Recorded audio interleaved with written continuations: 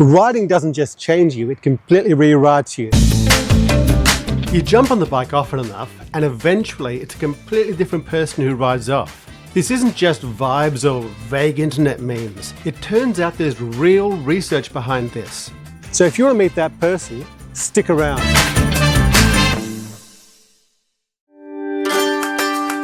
G'day, I'm David from Two Wheels In. I started riding again in 2018 after a long gap, and I look back at the person I was in 2018 and I don't recognise them at all. The road doesn't make you wiser or smarter or, especially in my case, better looking. Do enough rides and the road rewrites you. The person you were is gone, and what comes back is even better. I don't know how many kilometres it took in my case, but it was a lot. Before I returned to riding, I was an overworked academic. Teaching, writing, supervision, marking, etc., etc. Riding stripped away the job, the routines, the person I thought I was. But the thing I wasn't ready for was what the road put back, and continues to put back in the space where the professor used to be. This person. And I wouldn't trade this person for who I used to be. Ask anyone why they ride and you'll hear the same four answers. Firstly, riding is therapy. Wind therapy, you feel better, you'll never find a motorcycle outside a therapist's office. Secondly, riding is mindfulness. The bike is meditation, the road is spiritual practice, you feel calmer. Thirdly, the journey is the destination, getting there trumps where you end up, you feel in the journey. And lastly, the freedom. The freedom you can go where you like, be who you like, and just feel free. Look, I'm not going to dunk on any of that. Cliches get to be cliches because they point at something real. Riding really does settle your head. Long miles do feel close to mindfulness. Where you're going matters less than the actual going.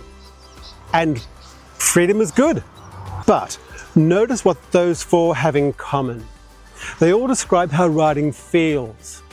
Not one of them touches on what it does to you. There's a gap between riding makes me feel better and riding unmakes who I am. And nobody really talks about that gap. The mechanism, how does sitting on a motorcycle for long enough actually turn you into someone else? Because the better person that the cliches promise isn't an upgrade. New features kind of bolted onto an old model like a new exhaust system. The process is a demolition, then a rebuild. The road doesn't add wisdom to who you are. It literally removes who you are, and what fills the gap isn't something that you chose. There's more to it than just vibes. Let me explain. There's a bloke named Victor Turner who was around in the 70s. As well as having really great hair, he studied rites of passage.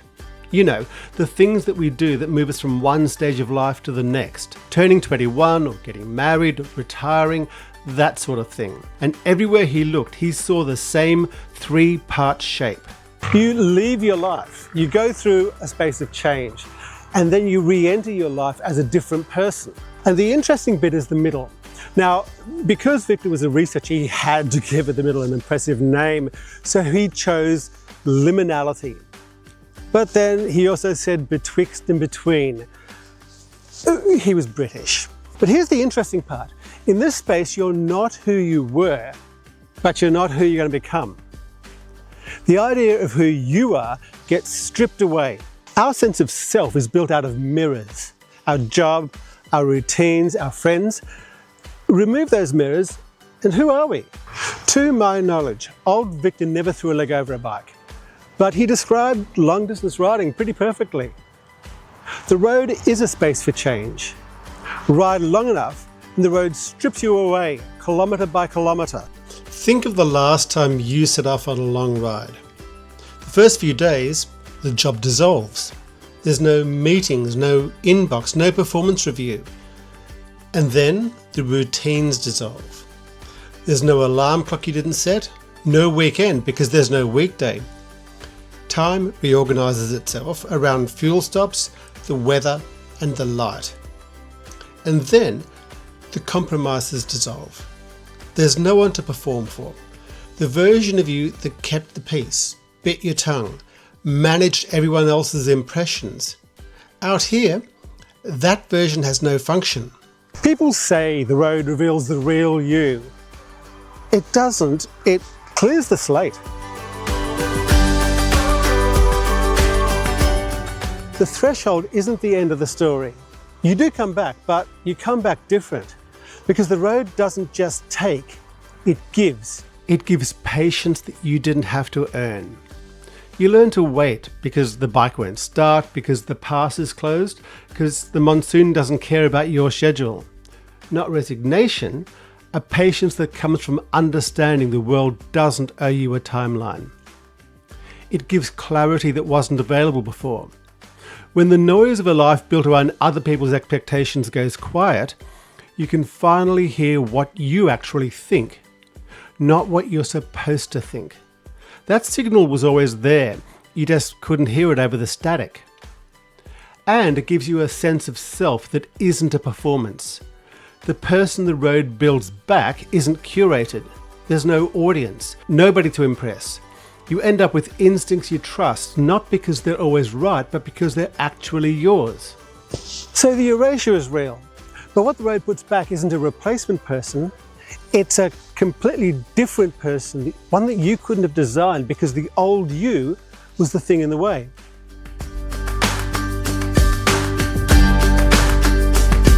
So yes, motorcycling is a rite of passage. Turner agrees. I was rebuilt by riding. The road is a quintessentially liminal space. You're not at home, you're not yet at your destination. It's between. But here's the thing with motorcycling. For us, this doesn't happen once.